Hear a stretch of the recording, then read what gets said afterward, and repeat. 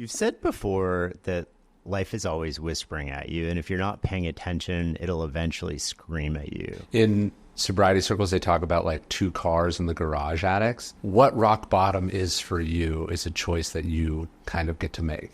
So do you realize that you're heading down a bad path after you've had to sell your house and your cars and you've lost literally everything? Or is it that embarrassing evening at the company Christmas party that serves to send the message? How are you hearing what the world is trying to tell you? Or are you very much not hearing it? And at some point, is it going to have to hold you down and scream it into your ear?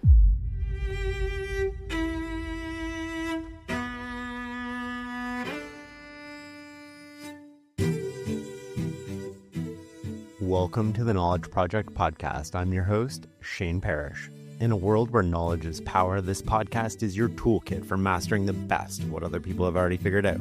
Can you do me a quick favor? Most people who listen to the show are not subscribers. Go ahead and hit that follow button right now.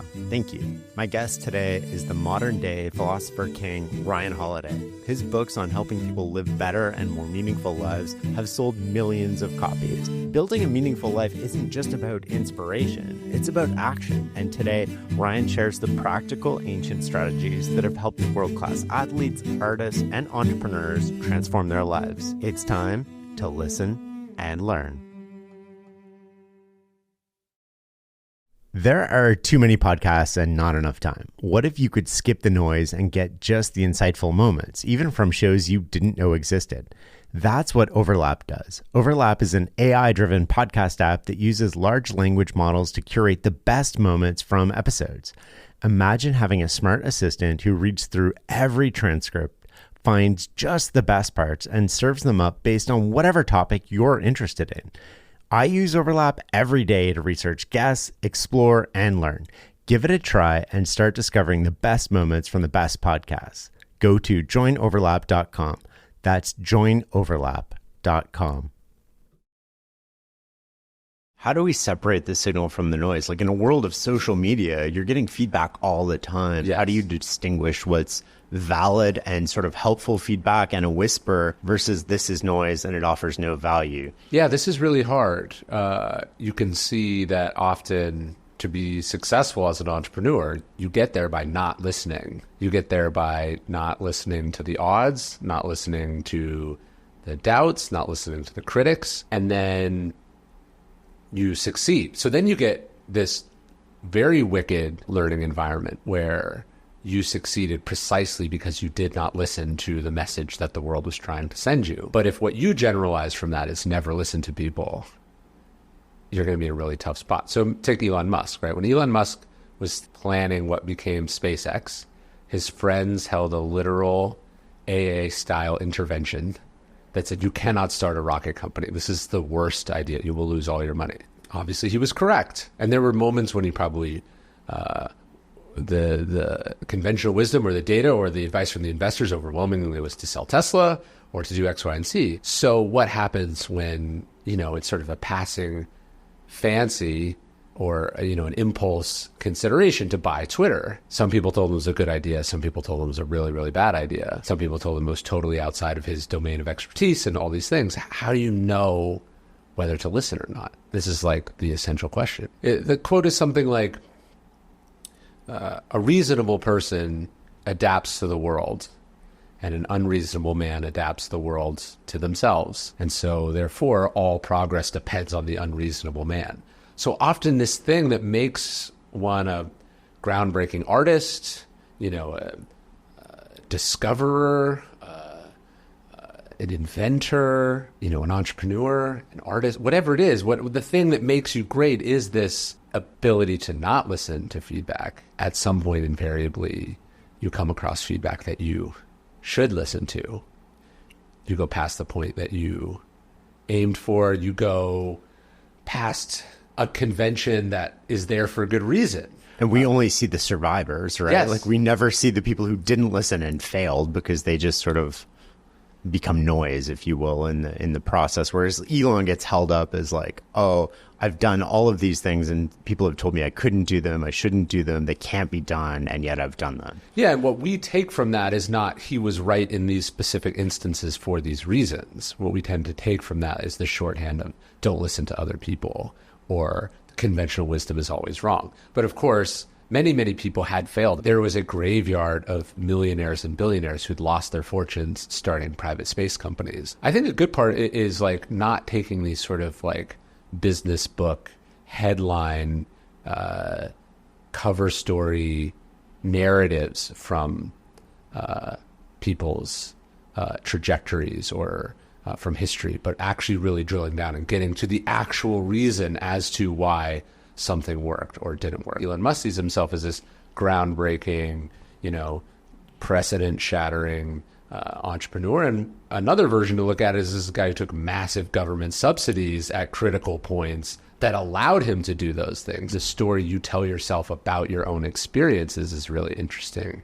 And then the story that society says about your experiences is also really interesting too.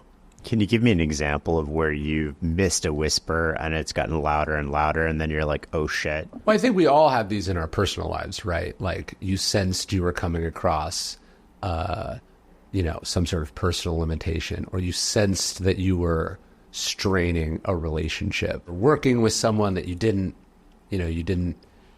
quite think was right, but you ignore that. And then it becomes very clear why you should have listened to that kind of gut level instincts. I just take on too much and then I'm like, oh, okay.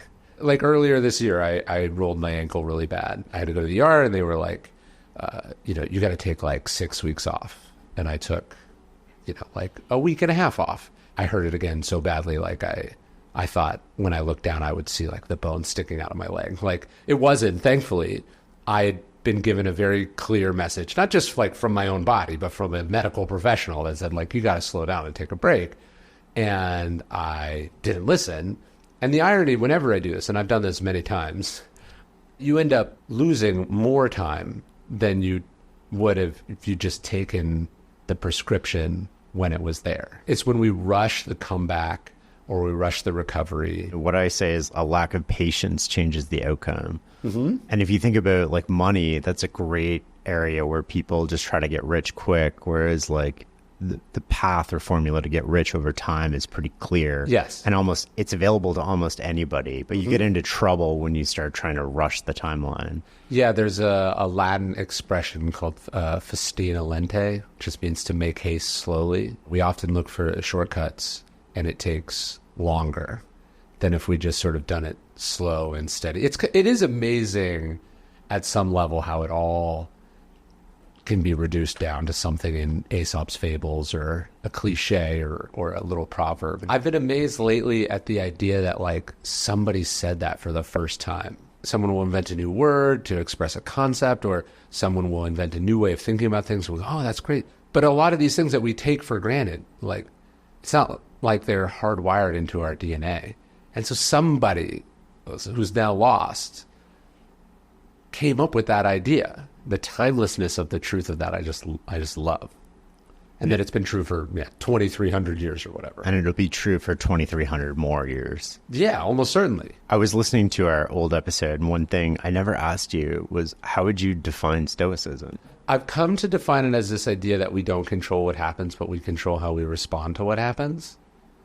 And then when people go, well, what does that mean? I usually follow with this idea. And then Stoic is predicated on this idea that you can respond with virtue or arete. Annoying people, a natural disaster, extreme success, death sentence. You don't control that happened. Maybe you controlled whether it was or wasn't going to happen, but now it is happening. And to me, Stoicism is the framework for which you orient your response. Is it harder if we caused it versus something we didn't cause? Like, is it harder to handle a situation where we messed up versus we get a cancer diagnosis? I think so, yeah, because we have guilt and shame and frustration, but it doesn't change the fact that it's now there. And I think that's part of what Stoicism is the ability to go, okay, how I got here is separate and independent from the fact that I currently am here. I might need to, at some point, examine those causes so I can learn from it. But my impulse to dissect and blame and question what has happened is actually just a really convenient distraction from the choice in front of me right now, which is what am I going to do about it? There's a passage in Meditations where Marcus Aurelius is sort of criticizing the people who are always trying to delve into what lies beneath. Like they're always like, well, what does this mean? Or what does that word mean? Or why is it this way? Or whose fault? What are the root causes? And again, that all matters, but usually not in the moment. In the moment, it's, well, what are you going to do?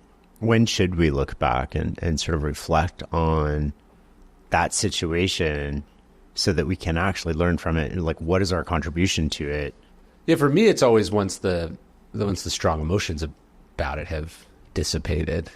How do you reflect? Do you write or do you think? To me, Stoicism is journaling, and journaling is Stoicism. Journaling is to Stoicism as meditation is to Buddhism. It is the practice of having a conversation with yourself about your thoughts and beliefs and values and actions. And that, I don't think it's a coincidence that Marcus Aurelius' sole philosophical work was entitled Meditations, which the Greek title was just to himself. Almost certainly he did not give it a title. And what makes it such a remarkable work is that he didn't intend it as a work. It is a work in progress, that dialogue with the self. And so, yeah, I'm usually doing it there. And then obviously the benefit of being a writer, and you know this, is like you have this sort of forced self-reflection that if I was just a regular person, I think I would do a lot more journaling than I do, given that I have to wake up and think about all these things and write about them and talk about them, and I get asked questions about them. So there's sort of there's a benefit to the profession, certainly also. If you're just kind of pinging around in your head, I don't think you're going to be doing it. It's because the thoughts in our head sort of make sense in our head, but when we put them on paper, they don't. Yeah, it's like also what I'm hearing right now as I'm talking is an understanding of my voice that when I listen to a recording of this, you see very clearly do not match up. And that's, to me, a metaphor for so much of the human experience, which is that it feels one way to us as we're feeling it or as it's coming out. And then with distance or from a different lens or a different medium, it suddenly sounds and feels and looks very different. And I think it's because it's like I'm hearing it through my own head right now, like the way the sound waves are literally going through the bones in my own head are different than when have headphones on and it's been recorded afterwards. Yeah, you grow up thinking your voice sounds like one thing, and then you hear it recorded and you're like, oh, I'm actually a very different voice. You have these thoughts about things that feel like they make sense until you interrogate them or ask, is that true? Thoughts aside, like I never thought about my voice until I heard myself. Yeah. And apparently I have a very distinct voice that a lot of people don't like. It's the feedback on the audiobook is like, Shane should not read books. Interesting. And then I get this thing where I'm like, I was in a hot tub in Hawaii and this guy's like, I know your voice from somewhere. And I was like, no, all Canadians sound like this. He's like, no, it's such a distinct voice. I just can't pinpoint where it's from. But when I listen to myself talk, I don't hear any of that. You realize in that moment just how different objective reality and perception are. How sometimes it's good to get external feedback and sometimes it's good to be in a bubble because can you do anything about your voice? No. Like my therapist uses this phrase that I think about a lot. And she catches herself doing it and so I catch myself doing it. But somebody does something and then you're like, well, what that means or what you're saying. And she always says you should preface it with this phrase, what I make up about that is. What they're saying, what they're doing, it means something to them, and then you're having an interpretation of it. It is a remark, and then you are saying it's rude, or it's manipulative, or it's provocative, or offensive, or loving, or not loving. You're interpreting what it is. And this is a very core idea of Stoicism that Epictetus said that it's not things that upset us, it's our opinion about things. It's the way the voice sounds to us that is the problem, not the voice. And when you realize that, it doesn't magically give you the ability to not have the opinion, but it does help you realize I'm bringing a lot to this. I'm making something up about it. That's what an assumption is. I am assuming something. And usually those things are making stuff harder, not easier. There's an interesting quirk too when you're talking with people. If you say something like the story I'm telling myself is, and it's wrong, people have a tendency to correct you. Yes. And so they'll actually inform you. It's like, no, that's not what's happening. But you have to be brave enough to sort of put it out there. Yeah. When think about how much less threatening it is to say the story I'm telling myself about that is this, as opposed to I don't like that what you're doing is this. Yeah. Because one implies judgment, and then the other implies not just a certain interpretation about that, but an interpretation plus a loosely heldness, right? By you saying what I make up about that is, or the story I tell myself about that is, or the way that sounds to me is, you are not expressing your interpretation of reality as reality. And therefore, you are offering the person the opportunity to correct or update or contextualize that thing. A lot of people think Stoicism is simply suppressing your emotions. How would you respond to that? The Stoics got married. The Stoics had children. The Stoics went to the theater. The Stoics wrote moving works that were performed in the theater. The Stoics fought in battle. The Stoics participated in politics and, the great causes of their time. The idea that these people had no emotions is, to me, totally belied by their actual day-to-day existences that we have a lot of evidence for. And when you look at Marcus Aurelius' Meditations, you're not seeing a person who is devoid of emotion. You are trying to see a person who's attempting to be less emotional in high-stakes situations or in stressful situations. But to me, that's very different than denying or disregarding the emotions altogether. It's almost like you have a narrower band, so you don't have these big oscillations. Yeah. I mean, I make a distinction between being angry and doing something out of anger. I think that's like a pretty basic being sad and then being in despair. Again, very different. And so I think, to me, Stoicism is a set of exercises and insights and practices to help you understand those emotions, process those emotions, and not be ruled by those emotions. But I don't think there's ever this place where you're able to fully transcend them, and I'm not sure you would want to. The Stoics weren't saying, like, you should never laugh, you should never have fun, you should never experience pleasure. I think they were saying, hey, this thing that feels pleasurable in the moment, how do you feel after? And so let's try to have a fuller picture of that thing. And they're saying, if you're wrecked every time you lose someone, life's going to be very hard because losing people is a part of life. So I think they're trying to balance both a healthy set of emotions and an unpredictable, often painful existence. And this sort of lowercase Stoicism that we have is about as far from the mark as lowercase Epicureanism is from the philosophy of Epicurus, who didn't eat at fine restaurants or engage in orgies or, truly give his life over to pleasure as we understand that to mean now. Can we experience like pure joy and really high highs without really low lows, or do we need the lows to actually give us the variation? Yeah, I'm not sure one has to make room for the low lows in the sense that life will force that upon you.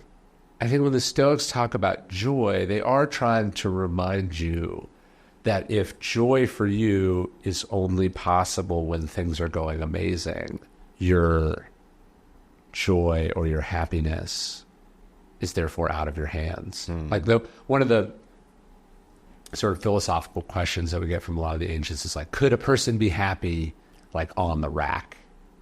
Like, could you experience happiness as you're being tortured to death?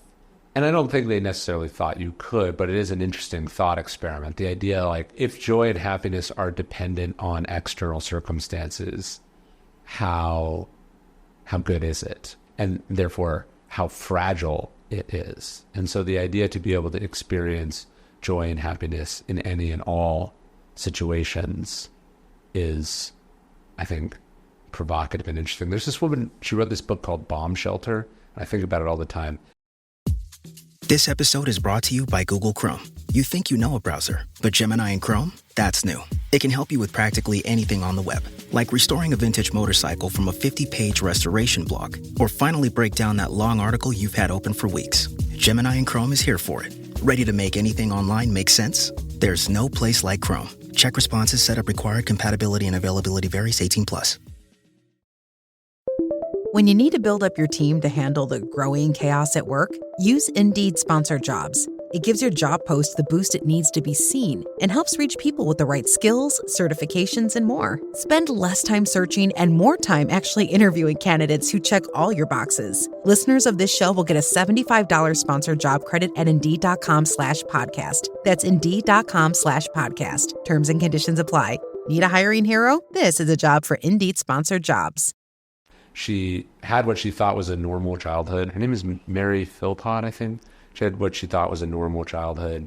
And then she only found out later that her father, they lived outside Washington, D.C., that her father's job was to basically set up the government facilities. He was a doctor, so he would have gone in there if it happened. But to set up basically like the government in exile underground in the case of a nuclear strike on Washington. And so she's kind of thinking about what it must have been like for her father to like go to his kids' soccer games or punish them for not doing their homework or, you know, do anything at home with like a literal sword of Damocles over him at all moments. Like his job was to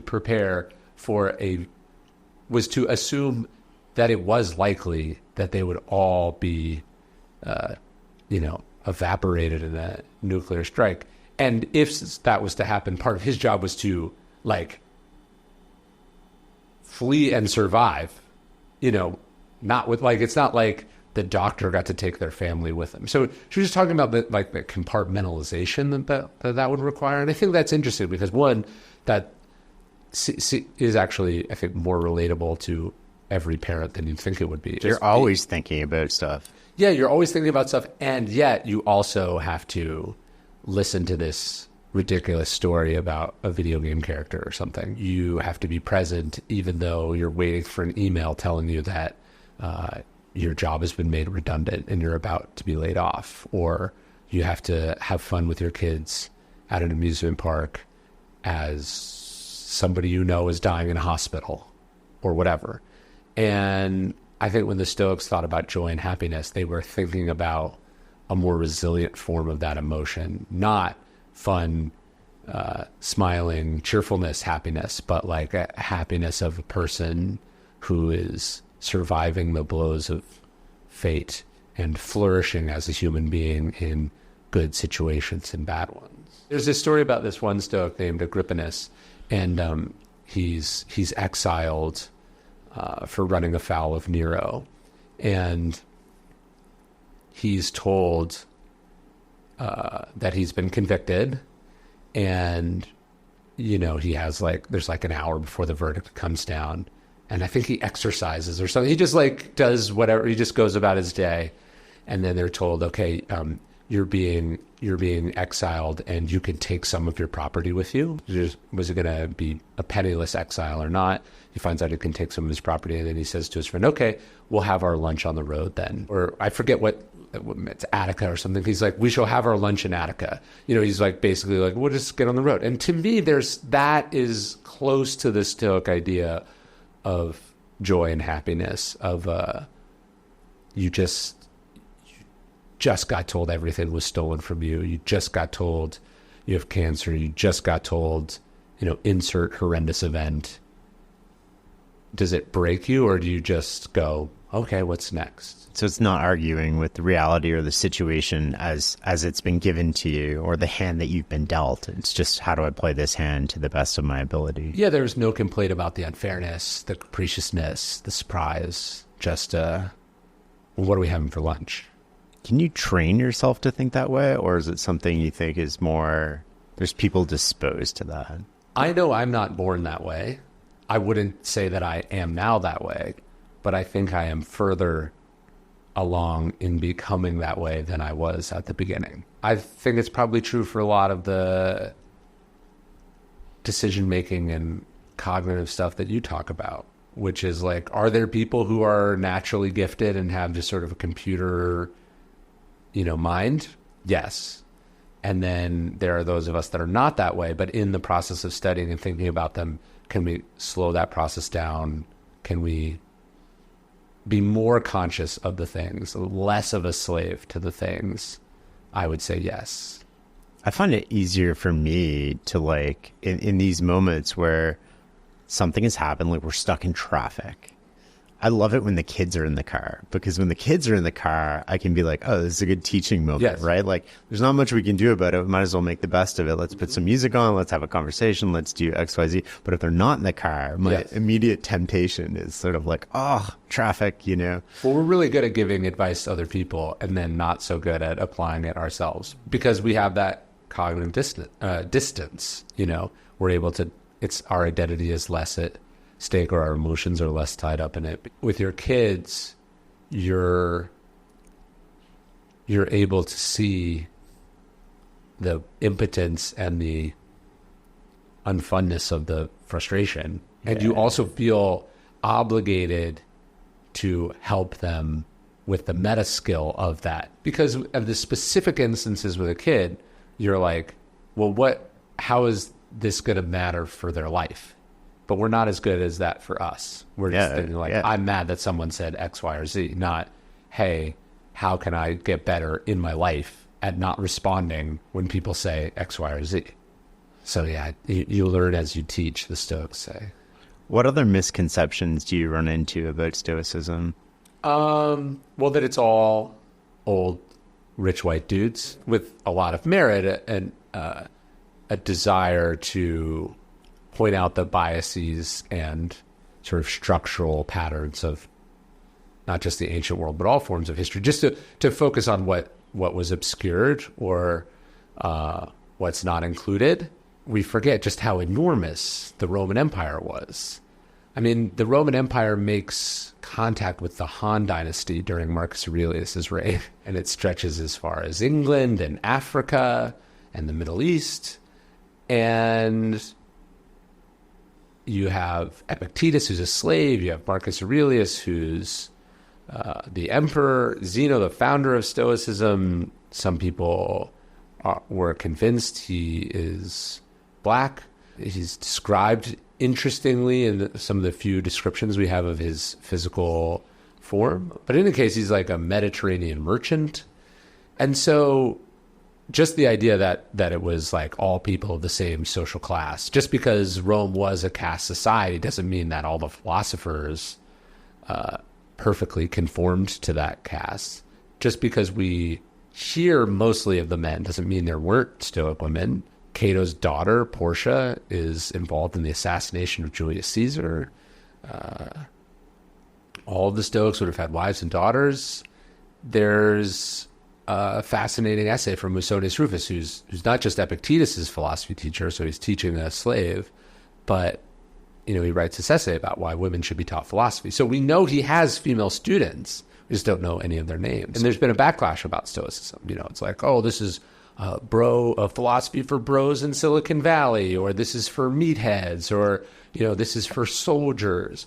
Yeah, there is, I think, connection to certain masculine worlds in Stoicism, but I mean, a huge percent of my audience is not male. But I also, just on a historical basis, that's not true. And so this idea, if Stoicism is like for dudes in the army and it's about suppressing your emotions, I get why it's not going to be attractive. But that's not what it is. Just like if you think Epicureanism is orgies and parties and retreating from the world, you're going to be like, what is this? But that's not what Epicurus was talking about either. I thought it was not Zeno. I thought it was Sisyphus who, maybe I'm getting really confused here, who created like the first sort of Stoic.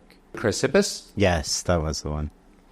created what? Sorry. Stoicism. No, Zeno is the founder of Stoicism. Okay. Zeno studies under this Cynic philosopher named Crates. By the way, Crates is an equal partner with his philosophical wife in Athens. There's always been a female influence from the beginning, but Zeno is credited as the founder of Stoicism. He sets it up on the Stoa Poikile, this porch in the Athenian Agora. That's where Stoicism comes from. Then there's Cleanthes, and then Chrysippus. But it doesn't really become a real school of philosophy until later with sort of codified. But Zeno is considered the founder of Stoicism. Is the connection with really, instead of sports and military, if we sort of generalize that, is the connection just with anybody who's doing hard things, and yet we tend to hold up these professions as... I think so. I mean, that's what sports are, is a metaphor for any kind of pursuit of excellence. It's just the most visible. It's a very visible, because it's a game with rules at a beginning and an end, the most observable form of excellence, Right. an entertaining form of excellence. And look, in the ancient world, they're using sports metaphors then too, because it's the same process. One of the Stoics is talking about how he thinks that a philosopher has to be like an athlete. He's just like a ball player. You catch the ball and throw it back, catch the ball and throw it back. And whether it's a good throw or a bad throw, you still have to catch it. He considers Socrates like the greatest athlete of all time because he deals with the things that life throws at him, including this death sentence. There's weightlifting metaphors and racing metaphors, and some of the Stoics were also athletes. So I think there's something about sports that is the sort of unmitigated pursuit of excellence, and yet it's also not unmitigated because we expect our athletes to exhibit sportsmanship and grace and coolness under pressure. We like all these traits that go into being a full, well-rounded person are at play in sports. This is, I think, why the Olympics are this sort of enduring thing. We still observe some of the same exact sports almost that, the Stoics would have been very familiar with. Do you think anybody can be at the far right of the curve in whatever domain they're an expert or a sports or skill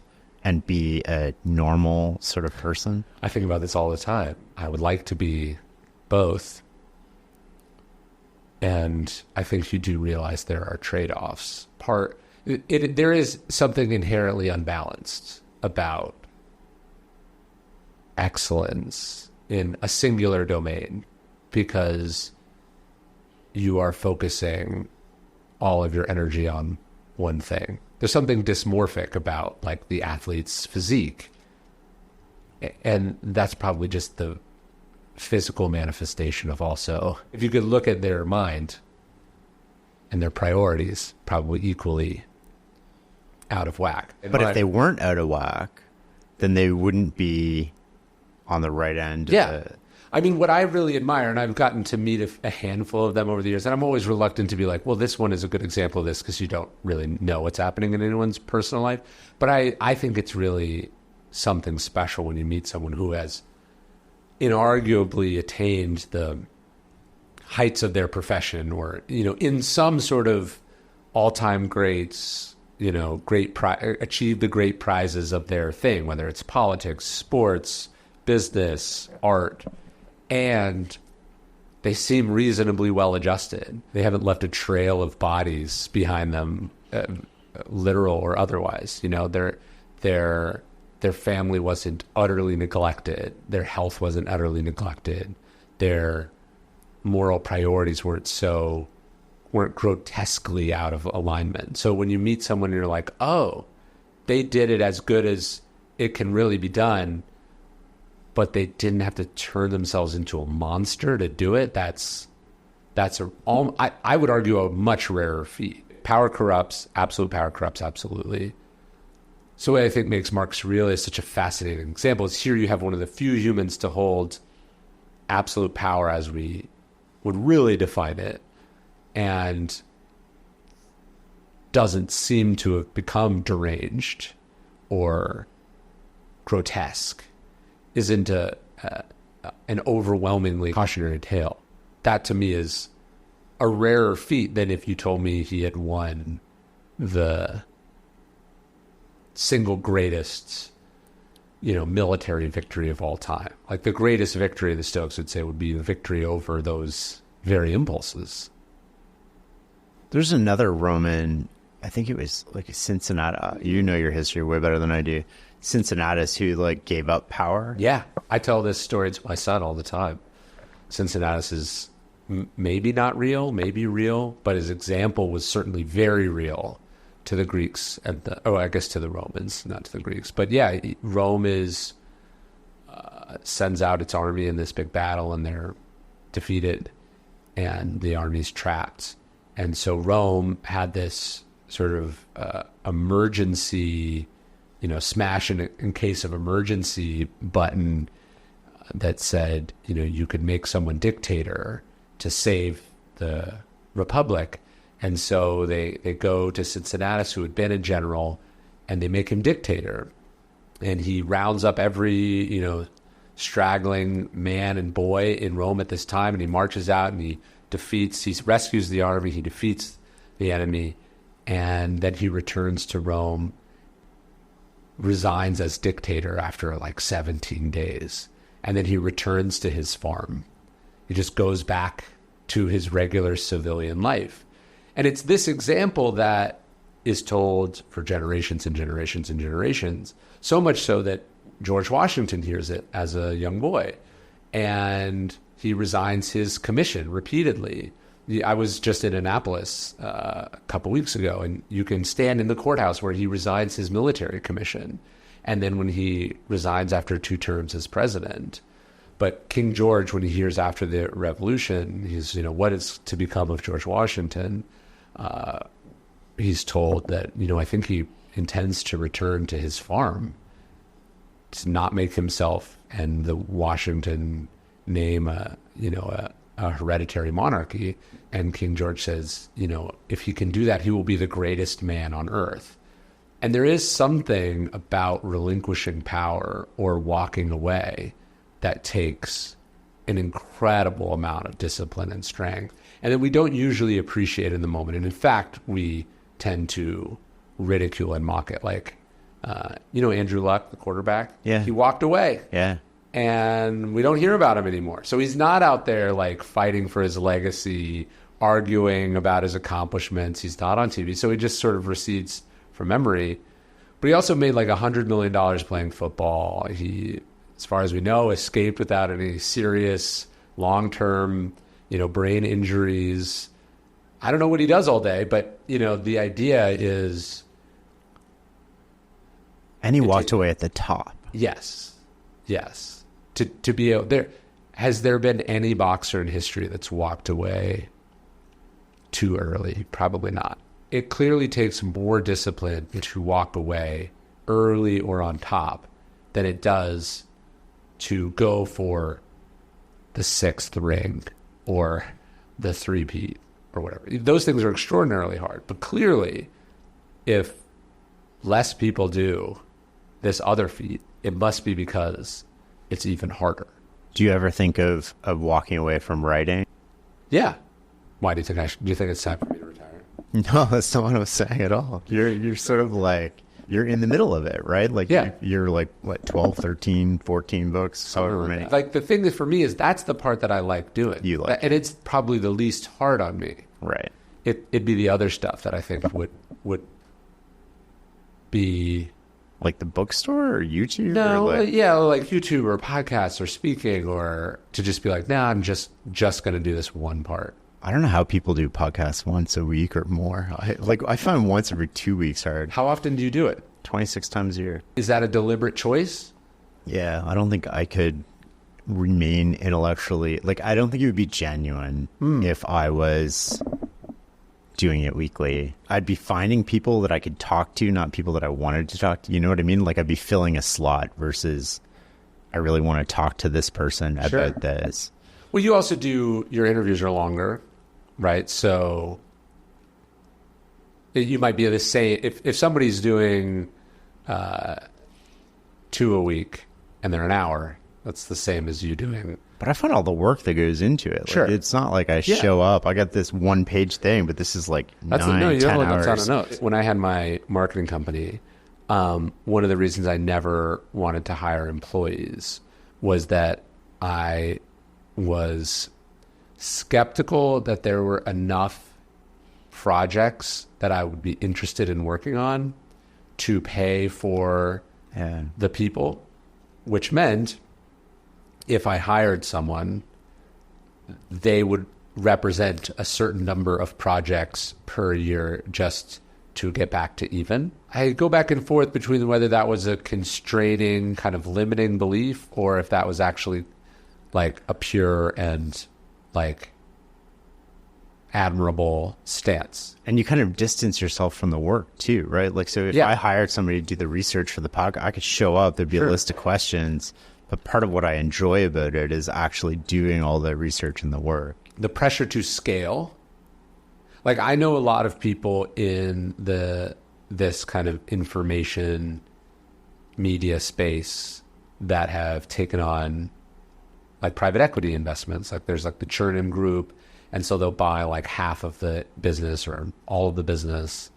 And then the idea is like, well, how do we scale this into a much larger company? I've expressed no interest in doing that because, like, to me, part of the whole joy of doing it is not having a boss and not needing to get to a certain level or do a certain amount of things, which you are foregoing when you bring on somebody else. I was talking to John Mackey about this, the Whole Foods guy, and he sort of said, I love this analogy. He's like, when you bring people on, they're usually hitchhikers. So they'll be in the car with you, and as long as you're going in the right direction at the right speed, they'll pay for the gas. But the minute you're like, oh, I'm really curious what's over here, they're going to be like, no, what are you doing? You can't do that. And then all of a sudden you have a boss and you have all this pressure, and you know, they own half of your it's business. more like you went from being the driver to being the passenger. Kind of, yeah. The other person is like, they have a brake and they have their own steering wheel and they have their own accelerator. The pressure to scale is obviously a first world problem because most people, and not that long ago for me, the problem was breaking through or breaking out. Yeah. Once you do that, because that is so rare, there's an immense amount of structural pressure, economic pressure, cultural pressure to, take a winner and turn it into a big winner, as opposed to just being like, this is nice. Even with the bookstore, every couple weeks I'll get an email being like, hey, have you thought about opening another one? And it's like, I already hit the lottery by it not failing. Do I need to start a chain of bookstores? I don't think that I do. And I don't think that would improve my life quality at all. But it's easy to be disciplined in some areas and not in other areas. So when you're successful, one of the tendencies is to start saying yes to all these other projects, start hiring a team, and then you're distanced from the work, and you can be like, you go do this, and then all of a sudden you start taking on projects just to do them. Yes. How can we use Stoicism as a means to sort of focus our energy and remove distractions? Do you hear that? Sounds like breakfast is ready. Because Quaker's coming in hot with morning nutrition. 100% whole grain oats and a good source of fiber to fuel the rhythm of your morning and kickstart your day. And that sounds absolutely delicious. Fuel to start whatever's next. Quaker, official sponsor of FIFA World Cup 26. Tomorrow morning is knocking. Stock your fridge now. How about a creamy mocha frappuccino drink? Or a sweet vanilla? Smooth caramel maybe? Or a white chocolate mocha? Whichever you choose, delicious coffee awaits. Find Starbucks Frappuccino drinks wherever you buy your groceries. Mark Aurelius writes in Meditations, you can imagine the immense pressure and inbound that's coming at the emperor of 50 million people. He says, in everything you do and say and think, you have to ask yourself, is this essential? And he says, because most of what we do and say and think is not essential. And he says, when you eliminate the inessential, you get the double benefit of doing the essential things better. Knowing that what you're saying the yes to means saying no to other things. And conversely, saying no to things means saying yes to things, is like the very tricky, never gets easy balance that I was struggling with. Like even this morning, my wife and I were like, okay, I got offered to do this and I got offered to do that. What do we want to say yes to? What do we want to say no to? And you would think at some point not needing it would make it easier to say no, but opportunity costs. You get more opportunities. Yes. And success tends to sow the seeds of its own destruction. It'd be easy to say like, oh, when you're, be disciplined while you're successful, don't take on too much. You say no to a lot of things, but in sports or entertainment or art or even whatever it is that you do, you don't do it forever. You have a narrow window, and there's going to be at some point where it dries up. And so are you going to look back and go, there was almost a bit of ego in my selection process because I was assuming that I would get to do it forever. I continue to wrestle with that constantly. How do you think about opportunity cost? Is it always increasing for you, or is it based sort of like on the workload right in front of you? Or I was thinking about how kind of like what seemed like a lot of money to you as a kid always remains a lot of money to you. Even as your income goes up, it's hard for me to pass on things because that seems like a lot, even though proportionally it no longer is. I'm trying to do work and get more clarity, get more objective about like, no, hey, actually, yes, that to you 10 years ago, to any person on the street, that is a lot. But given what your time is actually worth at its current valuation, that's actually something you should say no to. That's hard. Imagine if you're a billionaire, how hard that must, again, no one's throwing them a pity party, but like that must be very disorienting and destabilizing to not have a good way to value what to say yes or no to. The problem is financial upside is always clear.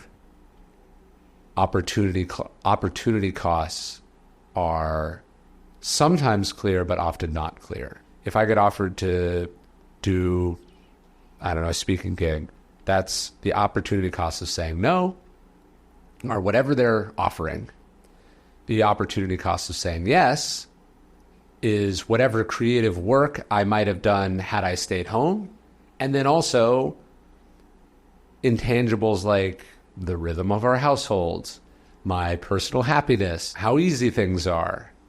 And so one is the downside is, in one sense, is very quantifiable, and the upside in the other case is very hard to quantify. And in some cases, the consequences of it are quite lagging. And so you're faced with briefcase with cash in it and, hey, isn't this a bit much? We're all tired. How do you balance that? My uncle taught me this thing when I was a teenager about how he used to price his business. So he ran a plumbing company. What he did was basically the first 75% of hours were priced at 100%. So the regular rate, but 75 to 80, he would increase the rate. 80 to 100, he'd increase it. And over 100% of like a normal work week, then he'd increase it even more. And he was super transparent with people about this. Like, I'm really busy right now. I hate to give you this quote, but to do the job properly, here's what we'd have to price it at. And he's pricing it at like 150 because he wants them to say no. He doesn't want to be the one to say no. He's like, I'll figure out how to do it for this price.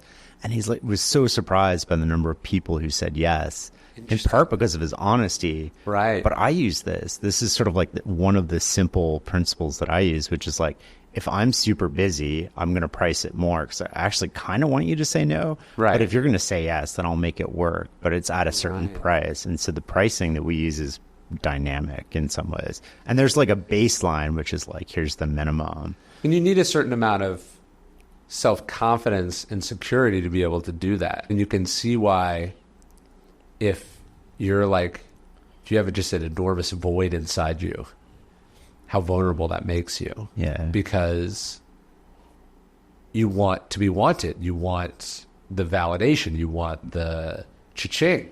Because that feels good. But like you, like I get 5 speaking requests a week. Yeah.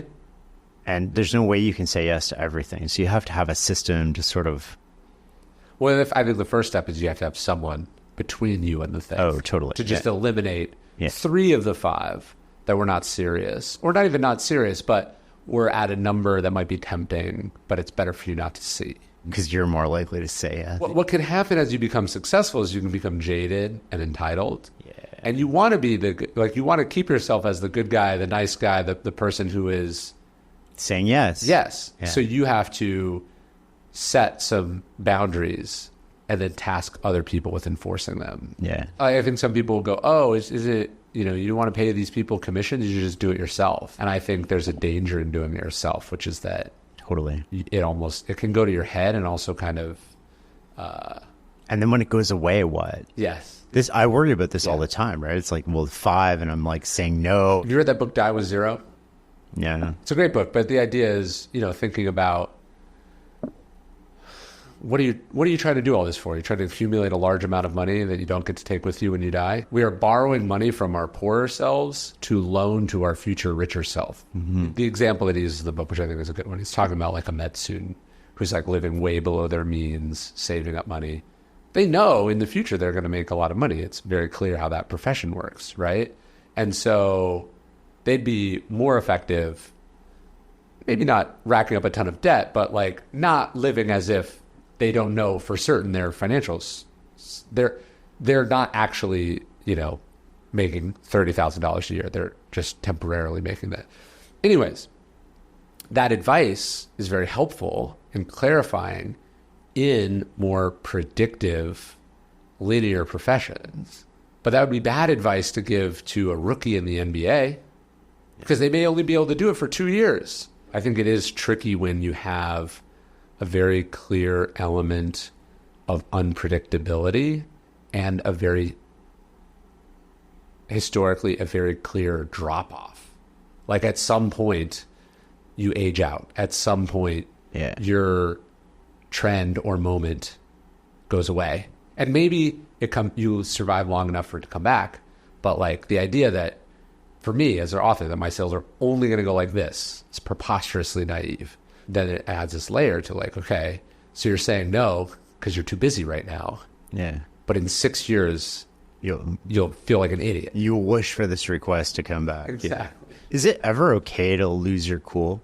Like, is there strategic points where it actually makes sense to sort of not be stoic and to I wouldn't say completely lose control, but to have more variation? We had this idea that like crying is not manly, right? Like being overwhelmed with your emotions is somehow a weakness.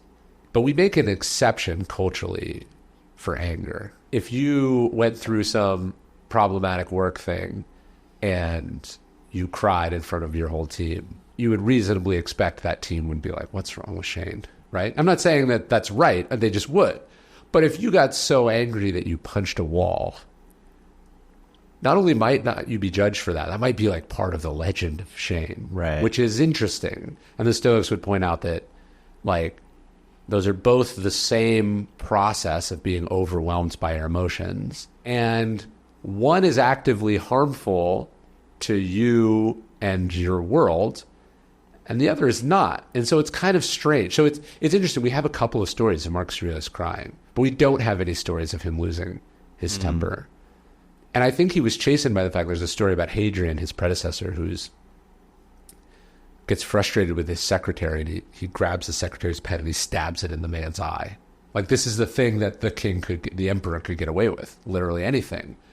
And so I do think it's interesting, the allowances we make, particularly with men, for certain kinds of emotions and not other kinds of emotions. And I'm not saying, oh, hey, we should be all with one or all with the other. It's just the idea of the Stoic suppressing their tears and sadness and love and affection, but then, being a vortex of temper and rage strikes me as a contradiction that doesn't make any sense. And the idea would be to be kind of an even keel across the board. That being said, there is a difference between being angry and doing something out of anger. And then there's a third, which is the performative element of anger. You're a head basketball coach and you've gotten a series of bad calls. Losing your temper, screaming at the ref, and getting ejected not only doesn't help your team, but it costs your team points because you get 2 technicals. But if you are so even-keeled that you're just allowing the refs to run over you, or you're allowing a lackadaisical effort from your team to go unchastened, also probably not good. And so I am fascinated by the way that a great coach can turn up or down certain levers. I was at a Spurs game one time and I watched Greg Popovich get ejected, and Tim Duncan took over. And the team was down by 7 or 8 points, and Tim Duncan coached the rest of the game, and they came very narrowly within winning. Like it came down to like the last 2 seconds, and they didn't win, but they almost did. And somebody told me after that Pop had looked at Duncan and said, "I'm going to get myself thrown out. You're going to handle the rest of this game." And he was just he saw that the team needed an energy shift, and that was a tool in his toolkit. I find that very interesting. I want to move on and talk about discipline for a second. When we think of discipline, I mean, the image that comes to mind for me and probably a lot of other people is like the Army drill sergeant. What is discipline? Well, I'm talking about self-discipline. So the discipline of an Army sergeant is obviously important, but I don't think that's a virtue because it's being imposed on you. Of course, essential that an army is disciplined. How would you define self-discipline? But the virtue of self-discipline is the discipline that you insist upon yourself. So it's what you do when no one's watching. It's what you do with the discretion that is given to you. And I think when we think of self-discipline, we shouldn't just be thinking of physical discipline. It's not just how does your uniform look and how far can you march. And self-discipline is, can you keep your head about you when things are falling apart? Can you be a calm, reassuring presence? Can you keep your emotions in check? So self-discipline is sometimes rendered as the idea of temperance, which just doesn't have a good connotation in the English language. But it is, the Stoics would say, the greatest empire is command of oneself. And so whether you're the emperor or a slave, whether you're a soldier or a CEO, it's this idea of not like, what are you allowed to get away with? What is being asked of you? And it's more like, what are you asking of and insisting of yourself? To me, that's what self-discipline is. Or do you struggle the most with it? Knowing one's limitations, setting reasonable bounds on things. I don't have a problem getting up and working. I have a problem getting up from and stopping working. I mean, I have other vices too, whether it's food or, my screen or devices or whatever. But I think for the most part, it's discipline for me is closer to balance and saying no than it is to insisting on yes. For a lot of people, it's sort of the discipline to eat healthy, the discipline to go to the gym, the discipline. And then if we miss one, we think it's over. How do we get back on track? You told me something, though, that I've been thinking about where you said that you go to the gym every day. Yeah. As opposed to I work out 3 days a week. Yeah. Because there's a consistency to everydayness. And it's not a choice then. Yes. It takes away the lie you can tell yourself, which is I'm doing it tomorrow. Yeah, you can change duration or scope, but yes. Work out, sweat every day. It's so life-changing for me, and other people who've tried it after listening to me, it's been life-changing for them too. No, it's a great way to think about it. I try to write every day. Or try to do a little something every day. And that's better for me than, okay, I'm not doing it, and then next month I'm going to start doing it. But see, you use the word try. I try to write every day. So, how do you get back on track if you went 2 or 3 days, you're traveling, you're talking, you're just busy with all the stuff that goes on, you get home, the family needs you, and then all of a sudden it's 3-4 days. I almost always have the opposite problem, which is telling myself that being 5 minutes late on this is not as big a deal as it feels in the moment. I am tending to fight the compulsive side of it And so the battle for me is going, let's just have a nice weekend, as opposed to I'm behind. Right. I'm going to blow apart this nice weekend to check some arbitrary box in a race that I am preposterously ahead on, and by the way, don't even need to be doing. But if you don't push yourself, like, what's the flip side of that? What do you worry about? Are you scared you'll just stop and be lazy? Or I think that's the thing about most compulsive tendencies, is they're not based on anything. You have this belief that if you don't do it, things will fall apart. I'm the same way. Like, I work every day. Yeah, it's not based on anything real. And most of the time, what you get is not even the reward for doing it. You get the relief for having not done it.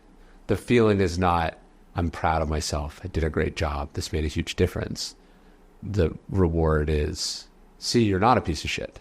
And that is not a way to go through life. Does your workaholism sort of, and I'm using that term, No, you go didn't for use it. But does that cause issues in your relationship? Yeah, of course. I think it always has. And so what you oftentimes workaholism or any kind of sort of compulsive tendency to do is adapting from some sort of either childhood wound or insufficiency, or it's sort of a way of soothing something that you feel. But unlike a lot of addictions or compulsions, it's Somewhat productive. It's somewhat productive, and it's socially adaptive. Doing heroin or, drinking all night tends not to have positive social reinforcement, but being really good at what you do and thriving on that feeling of being validated for being good at what you do is nevertheless a pretty wicked feedback loop. Are you sort of like motivated? I think about this all the time, and it like sometimes it motivates me and sometimes I'm like, oh, it's hopeless.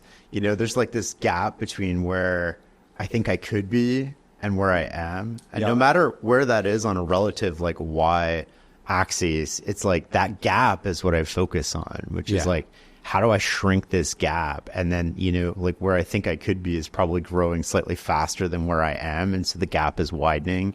Yeah. And then it's like, there's so many things I want to do there, and I have so much excitement and energy around it. Well, then you throw on top of that, like what you hear other people are doing. Yes. It's even more hard to run your own race. Seneca has this word euthymia, and he talks about being on the path that you're on. This is not being distracted by the paths that crisscross yours. He says, especially the paths of those who are lost. And I think about that all the time. You don't know where someone's trying to end up. You don't know where they're going to end up. You also don't know what is propelling them. Addiction or psychological issue, what's propelling them is millions of dollars of a fortune they inherited, or, some dark money, donor. It could be a bazillion things. You don't know. And so I think the more indifferent and probably ignorant you are of what your peers are doing, the healthier you are and the cleaner your compass reading will be. I think of it as like swimming in your own lanes. And there was this video, I think it was from the Olympics post 20, I forget what year it was, but this guy is swimming and he looks over at his competitor, and it ends up distracting him just enough that he loses the race. Yeah. Because he's like he's not worried about him and his lane and his goals and his stroke. And he looks over just enough to distract, and he lost by like milliseconds. Yeah, there's that. Although the other one that keeps me up, there was like a mountain bike race in the Japan Olympics, I think. And the woman thought she was in first place, but she was actually in second place. Oh, so she let up. Because like it's sometimes, like in swimming, you're all right next to each other. Yeah, but in like the marathon or some of the longer races, you might be 2 minutes. That's a closable gap, but you can't see what the other people are doing. Even if it was an insurmountable lead for her to get first, her second place time was not the best that it could be. Right. So clearly at some level we understand that competition is healthy and motivating, and yet too much competition is disorienting and ultimately self-defeating. And so that balance is tough. What can we do to cultivate more discipline? Ooh. I mean, look, I think having a physical practice is a way to cultivate more mental and cognitive discipline. Like going to the gym or running or running, swimming. swimming, biking. Like I do endurance sports and they help me as a writer. Like I couldn't do what I do as a writer without those physical components. Even like I have a cold plunge and there's something about like, I'm going to get in this thing that is uncomfortable and I'm going to decide how long I'm going to stay in it, whether or not it has any health benefits whatsoever. And I'm pretty skeptical at this point of like all of those claims because I've seen what nonsense like these same communities will propagate. So to me, the benefit is purely that it's hard. That it's hard and that I am doing the hard thing. And how do you sort of teach your kids or instill discipline in them? It's tough. My kids are still pretty young, and so I am hesitant to give them my somewhat unhealthy adult levels of discipline. Part of me is just like letting them just not be. My assumption is that they have whatever I have. And so allowing them to enjoy not having it is part of how I think about it. Because I watch as they get into things, they don't just like kind of get into things. They go all in. They're like, I need all of this. I read a story about Tom Brady watching his son playing video games and his son getting so upset and he like throws the controller at the TV or whatever. And he's just like, he was like, dude, I have that. And it doesn't always take you where you want it to take you. And so I suspect that part's there. So it can help you, but it can also get in your way. Yeah. And would you wish it on someone, especially someone who right now is young and pure and has none of these adult notions? A lot of people with dyslexia talk about how that dyslexia has shaped and informed the success that they have. And then if you ask them, would you want your kids to have it? They're like, are you fucking out of your mind? We know like hard things and struggle and adversity. We know it's good for us. And yet we don't want them for our kids. We don't want it for our kids. And we also know though, like if we hadn't had that, we probably just would have had something else. I've never met someone who had zero adversity in their life. Like sometimes people ask me, hey, should I create adversity in my kids' lives? Or do I need to seek out obstacles? And I'm of two minds. I think like having a physical practice is obviously a way of creating adversity. At the same time, was it Dostoevsky would like gamble all his money away so that he would write better? I don't know if you need to do that. Yeah. How would you define character? Ooh. I just heard something. Someone said like character, like your reputation is what other people think of you, and character is like what you do and people don't see. There's like an element of right and wrong embedded in this, but who sort of defines what's right and wrong? That's the hard part. I've been doing this series on the cardinal virtues. So I did courage and discipline and then justice. And on one level, yeah, I would go, how do we know what's right and wrong? Is it the 10 Commandments? Is there some, scientific basis or utilitarian argument for what's okay about? And then it is remarkable how much societies and cultures all agree on some fundamental level as to what. Yeah, there's disagreement. Some countries burn their dead, some bury their dead, some, do this or that. Pretty much every culture, religious tradition, and philosophical school has formulated some conception of the golden rule. And all the philosophers have, come to some level of like, well, what would happen if everyone did that? One of the things I don't like about philosophy is the way that it looks at these moral questions, and it makes them so complicated as to make them almost worthless. Like, how do you know what's right and wrong? What about this? It's like we almost focus on the edge cases as a way of. There's such a middle ground that we can all agree on. Yeah, that's like 95%. We're like, should, a Nazi's banging on your door. They want to know if you have a Jew in your basement. Should you lie to them or should you tell the truth? Because, this is like Kant's categorical imperative. A trolley is racing down a track and it's going to kill 5 people. But if you pull this lever, it'll go here and kill 1 person. What would you do? It's a way of abstracting away from the fact that we have morally charged decisions in front of us all the time, and we don't think about it and don't do anything about it. And that middle ground, if everyone just did a little bit better on this middle ground, the whole world would be immensely better. We've all sort of had moments where we didn't act to the person, we didn't choose the action to the person that we're capable of being. Totally. How do you live up to the best version of yourself? We think of virtue as this thing that you have or don't have. Think of it as a noun, when it'd be far better to think of virtue as a verb. Aristotle says, like, how do you get better at playing the flute? It's by playing the flute. How do you become a more generous person? It's by doing more generous actions. He sort of compares virtue to any other craft that, a carpenter builds stuff, and that's how they become a carpenter. So a good person does good things, not the way we sometimes think about it, which is like, go through your regular life, and then perhaps you will find yourself in some decision of enormous moral consequence upon which the fate of the world will depend. And then let's hope that you draw from this ethical framework that you read about in a book and will make everyone proud. But in fact, it's like a series of small daily decisions, just like any other discipline. And that's why these virtues are so related. Like, there's a discipline to justice. I keep my word. I help people. I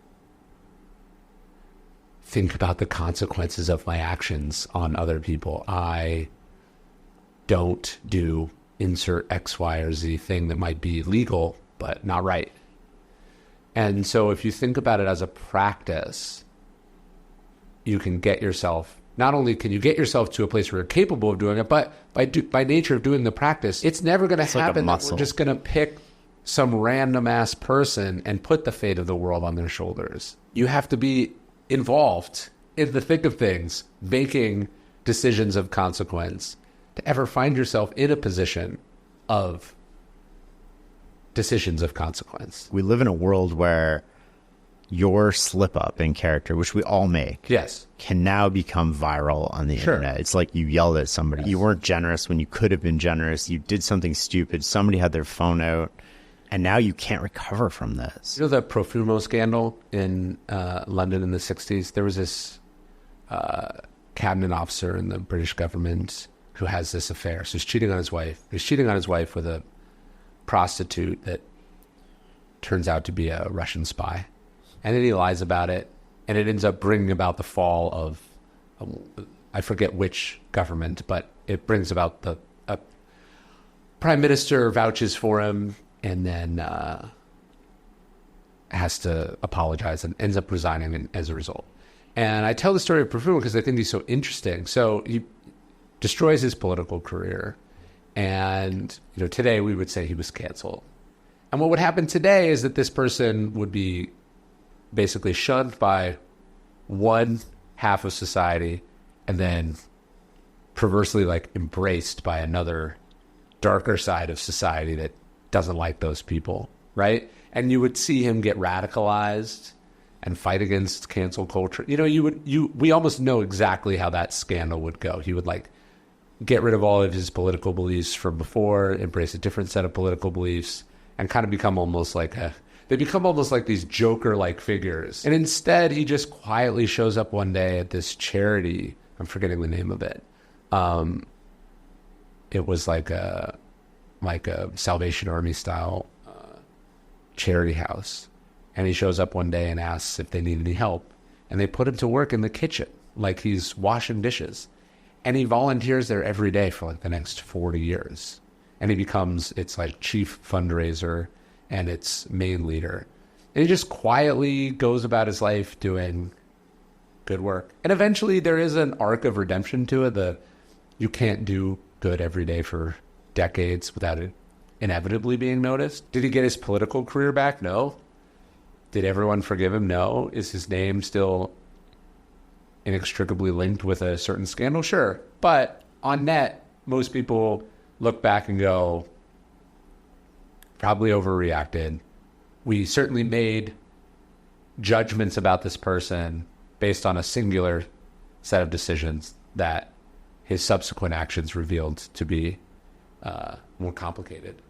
An aberration of sort of character. Exactly. And I think, to me, that's the danger in today's world. It's not so much that you'll make a mistake and people will judge and criticize you for it, because I think that's always been true. You're right. The internet is not a place where grace is commonplace and where things can be wrenched out of context and all of that. And yet, actual danger is that in all of that scandal and attention and negativity, does it change who you are? Like, I am fascinated by people who are fascinated by and impressed by the people who have messed up, had scandals, been the subjects of cancel culture or mobs or whatever, and then they emerged from it not caricatures of themselves, that it actually wasn't this life-defining, formative change. Like the Stoics talk about, like, look, people can come and take all your stuff from you and you can be treated profoundly unjustly, but like no one can affect your character. That is the thing you have. But oftentimes that's the first thing to go because we're angry or we feel mistreated or because our willpower collapses or whatever. So like, can you not turn into a radicalized asshole is, to me, the interesting question.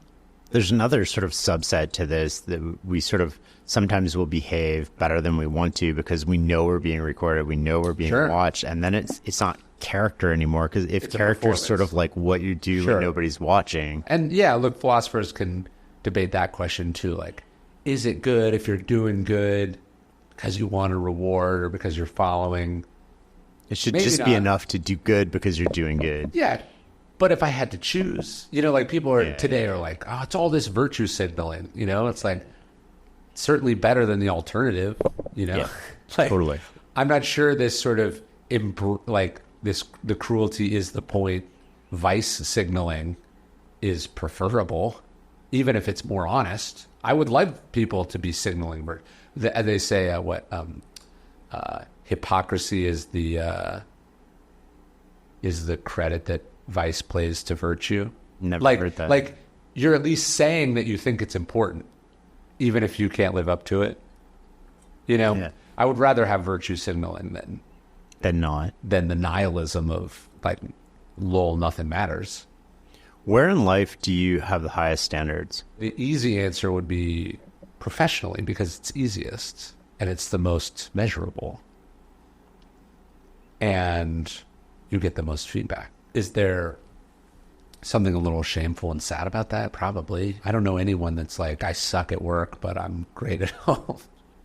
So we naturally are unbalanced.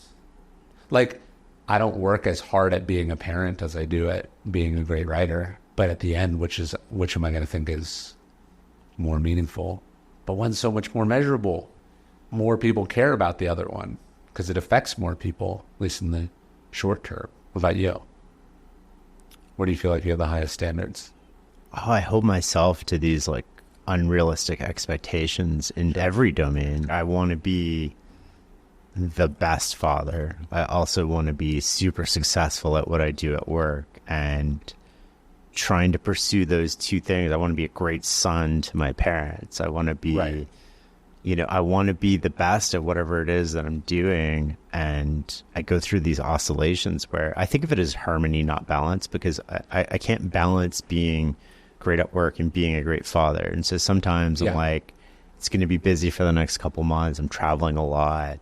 And we're going to, my kids are teenagers now, so it's a little easier, but like, we're going to figure this out together. Right. And then it'll come back and it'll restore and there'll sort of be a different balance. But I also like, it's caused me to do these crazy things where it's like, I am home every day when the kids get home from school. My work day when I have the kids is basically like 9 to 3. And in that period, I got to work out. And so my work day is really short. And then when I don't have them, I'm like, okay, I got to make up for this lost time, because it's not coming at the expense of being a great father or a great parent or a present parent. And then when I fail at these things, like the parenting thing, man, like I've gone to bed crying, just being like, man, I lost my cool in the kids. Sure. You know, I wasn't a good dad today. And then you kind of beat yourself up, but you're holding yourself to this expectation. It is interesting how this is like basically every woman's experience up until very recently. And almost no men were thinking about these things. We're dealing with a set of expectations and a set of responsibilities for which there is not centuries of cultural experience and lessons and examples to draw on. Yeah. You know what I mean? Like your dad wasn't ever doing that, and your grandfather certainly wasn't ever doing that. And then you go back a couple generations and they're like, probably didn't even know all their kids' names. It has changed way for the better. But yeah, I think about that too. You go, okay, I'm either dropping my kids off or picking them up, or sometimes both every day that I'm in town. I'm not always in town, but when I'm home, I'm doing that. And so, yeah, very quickly your day is super circumscribed. And then there is this challenge or tension of like, can you be great at what you do? Working not even banker's hours, but like stay-at-home mom hours or something, you know? Well, it pushes me. They go to bed, so I'll be like, I gotta log in. I gotta do work, you know? Sure. We used to travel in the summers and we'd go away for kind of like a month and we'd just pick a random place and we'd live there. And I would be present with them all day. And then as soon as they went to bed, I'm like, oh, God, I got to work, right? And now it's easier because they sleep in. So I get a full work day in before they get out of bed. Yeah, Toni Morrison talked about how she wanted to do all her writing before she heard the word mom. And so she would have to get up at like 4 a.m. and she'd write until 6 or something. Yeah. I'm not quite on that schedule, but I do. Yeah, I try to, like my day is circumscribed by their day. And I also go, how the fuck are other people doing it? This is crazy. I could pick my own schedule. I could stop working if I wanted to. But like, how can you expect society to function? And you're in Canada, so you have some social safety net. But like, how could you expect your average American parent to drop their kid off at school sometime between 7 and 9, and then pick them up between 2 and 4? If you've got, and then also, let's say you have 2 different kids at 2 different schools or more. Yeah, it's insane. No society can't function this way. We're expecting, rightfully so, for parents to spend a lot of time with their children, but the world is not conducive to that at all unless you've retired or you're not working. I think about this all the time, right? Like I have an 8-minute commute to work in the morning, and I'm like, I don't know how people would do 30 minutes. You know, like that's an extra, almost an hour a day you're going to lose just on commuting. And then I think about family and the role of like, I'm so blessed to have my parents close by who are an active part of my life and my kids' life. And there's a lot of people who don't have any family support in the city that they live in. And I wonder like how they do it all the time. Crazy. And then I get texts from people going like, oh God, I just had the kids alone for a weekend. I don't know how you do this all the time. And I'm like, okay, maybe I'm not that bad. But also just think about the fact that like for basically up until, let's say, 20 years ago, and that might be generous and we're not all on different scales, but like only one parent was thinking about these things really at all. And so just the immense cognitive load, and only one of the genders is aware of it in any way, is insane in retrospect. Sad, unfair, and then still doesn't change the fact that it's now different and not a lot has gone into helping people manage that. I have a lot of respect for the parents out there. Yeah. Whether single parents or together, it's a lot going on. You've said that writing helps clarify your thinking. Can you double click on that a little bit? I actually have a chapter about this in the book that I'm doing now. You know, Amazon has this culture where you're not allowed to call a meeting unless you've written a memo about what's going to be discussed at the meeting. And multiple people have to edit that memo before you can sit down and do it.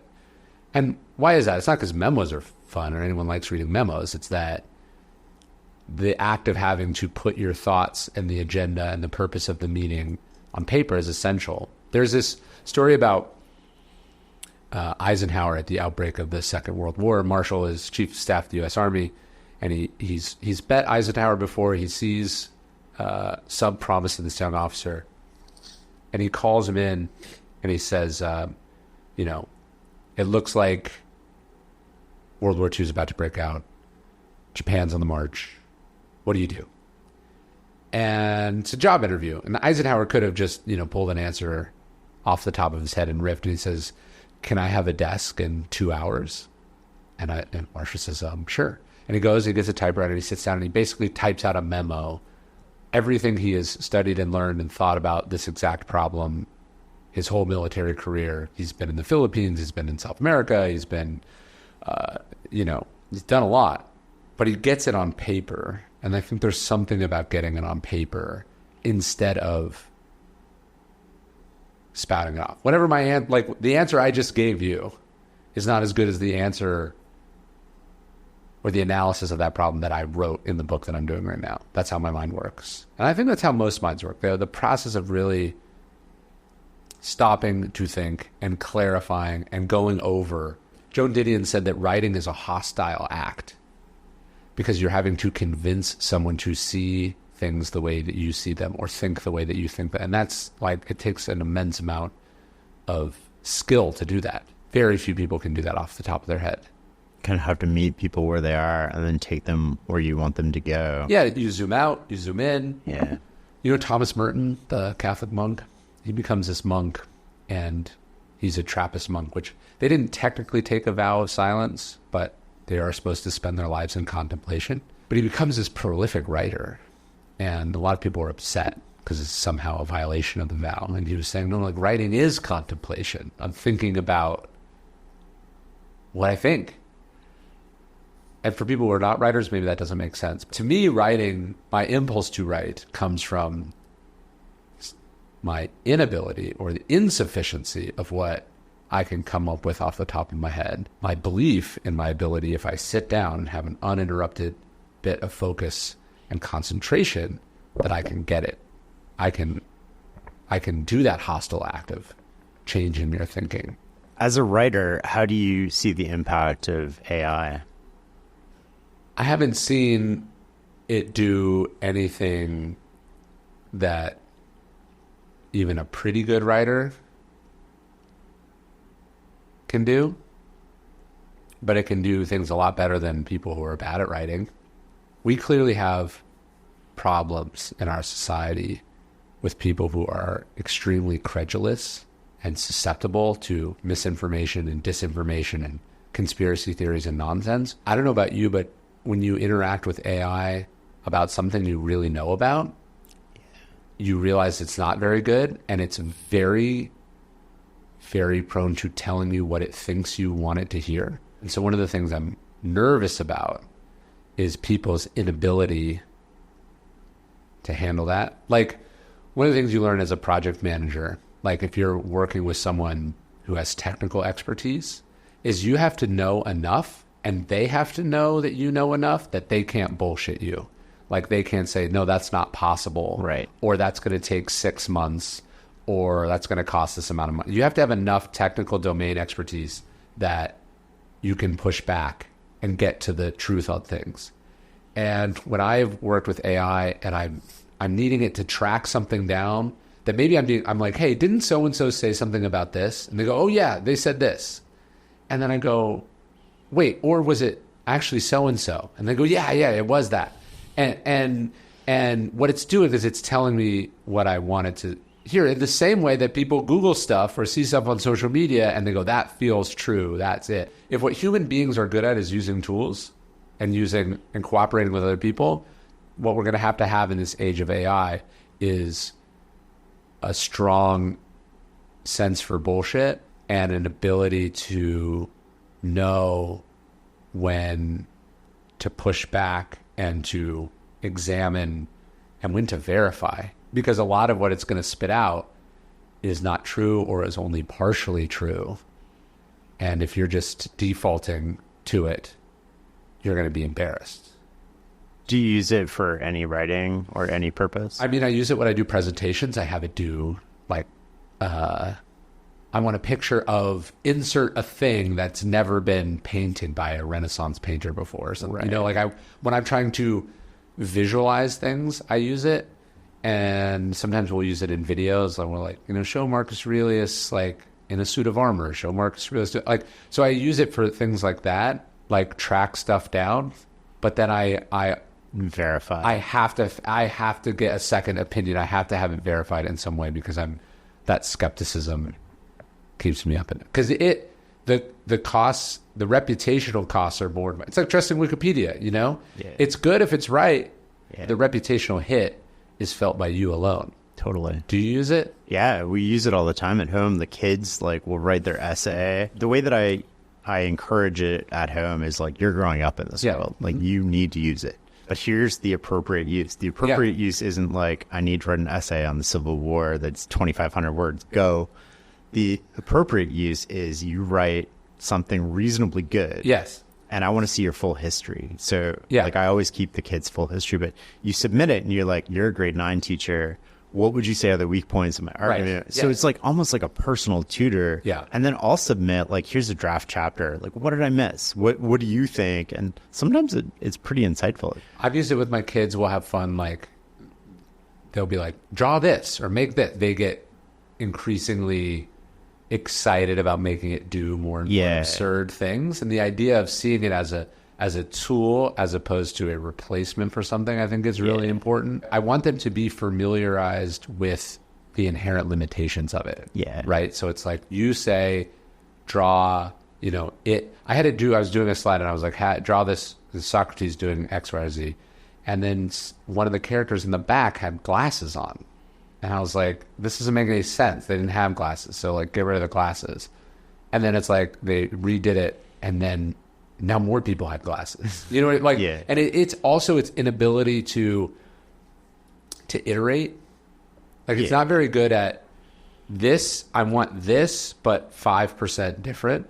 It starts from scratch, And so again, I think the more you learn the limitations of it and the logic of it, and if you can get good at prompting as a skill, I want my kids to have that. So here's the interesting. I actually get it to write its own prompts. I am going to prompt AI. I want a summary of this podcast, and then it'll give me a 5 sentence thing that I could basically just submit back to itself and tweak a few things here and there. But it gives me a much better prompt than I would give it.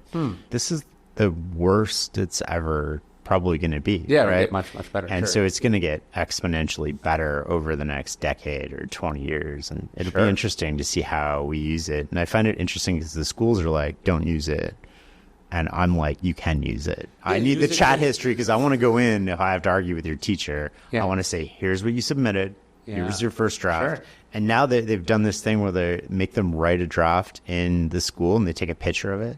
And so your final submission can't differ too much from the original submission. Well, so I do this thing. So when I read a book, I often type up the passages that I liked in the book. Yeah.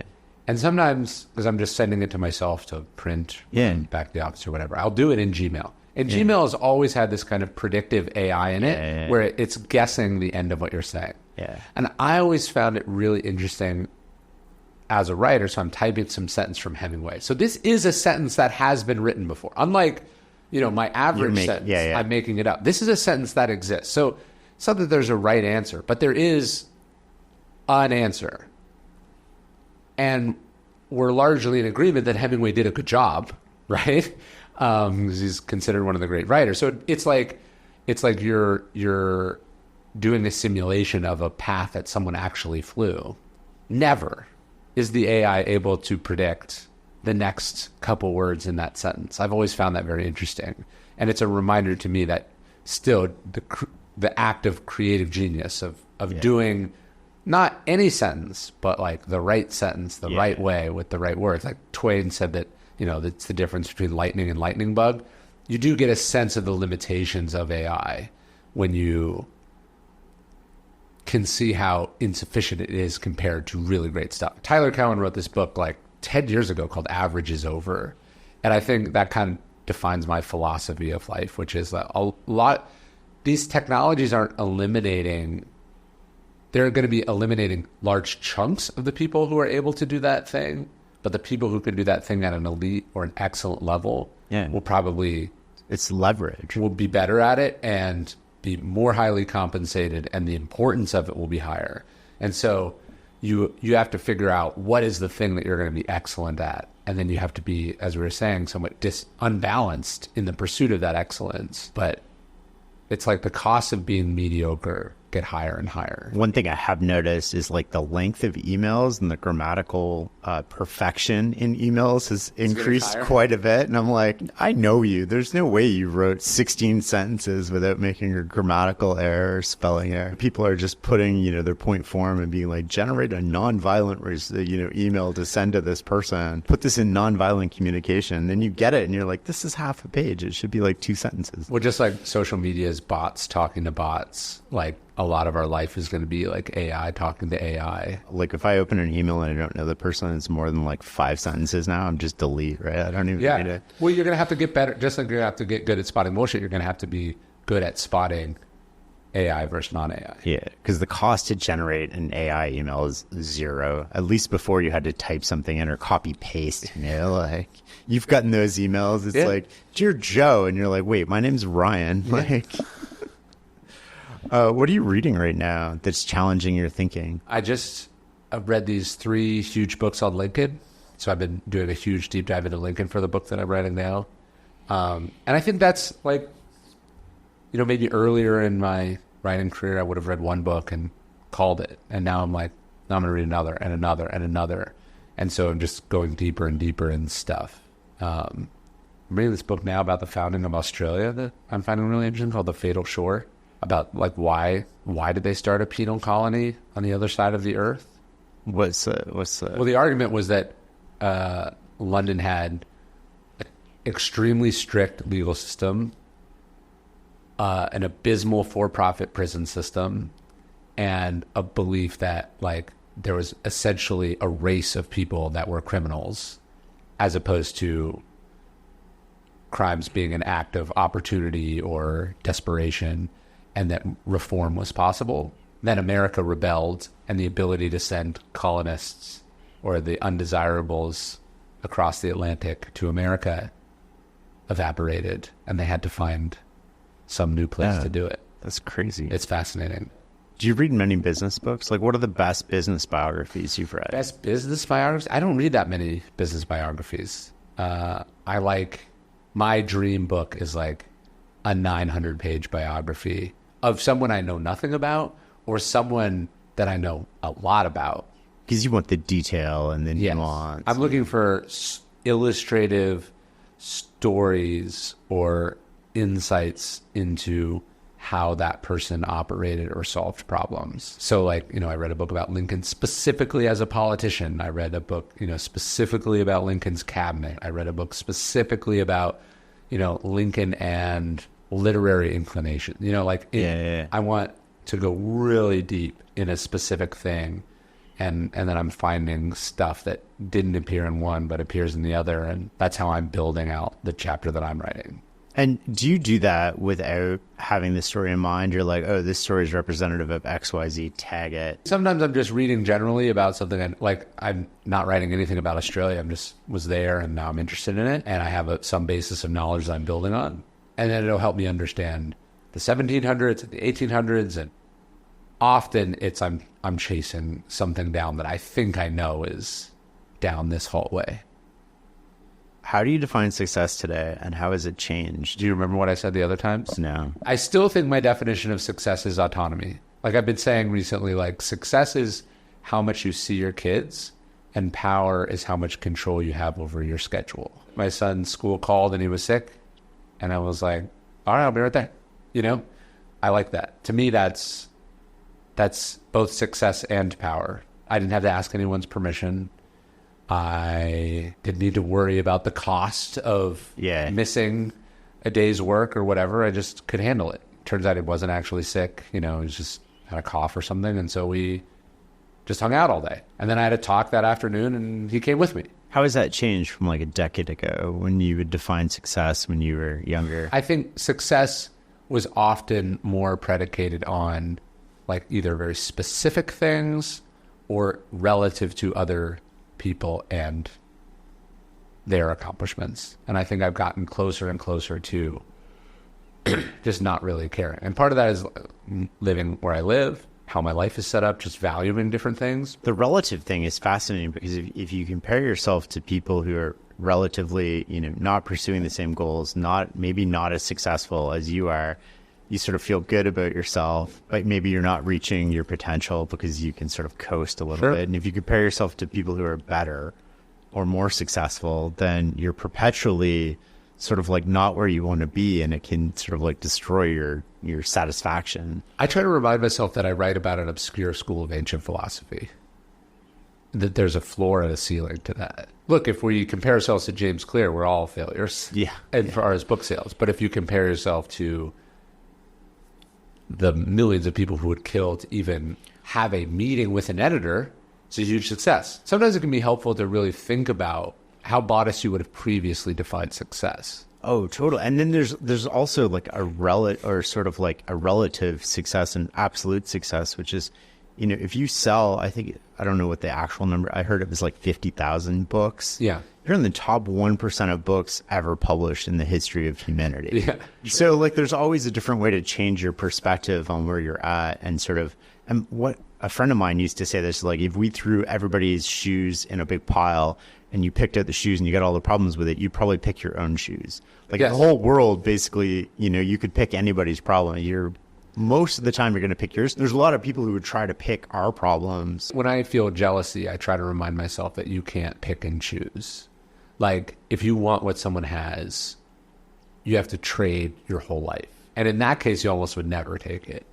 Or maybe not even your whole life. But let's just say like, oh, why did they get this opportunity? I should have got this. But it's, no, you have to swap your whole career for theirs. Would you do it? And it becomes more complicated. We want to be a little from here, a little from here, a little from here. But that's not a possible combination, because every decision, every goal inherently is making things not goals. There's trade-offs. Yeah. And you can't be like, I want to be a classical musician and then compare yourself to Taylor Swift. They're different genres of music that have different floors and ceilings. So like, it might be easier to break out as a classical musician. I'm not saying it's easy, but like, there's a set audience, and there's also a ceiling.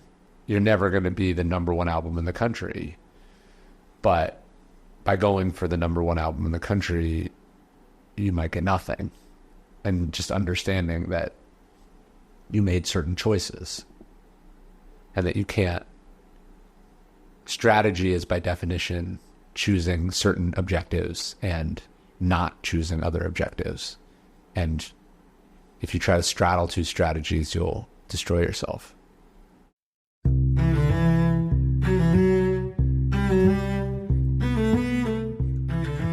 Thanks for listening and learning with us. For a complete list of episodes, show notes, transcripts, and more, go to fs.blog/podcast or just Google The Knowledge Project.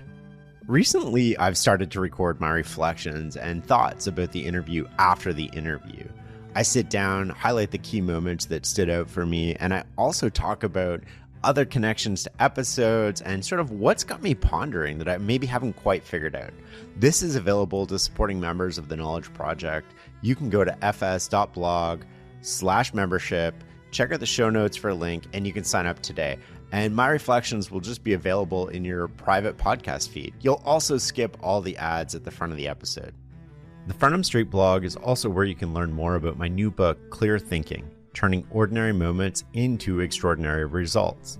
It's a transformative guide that hands you the tools to master your fate, sharpen your decision making, and set yourself up for unparalleled success. Learn more at fs.blog/clear. Until next time.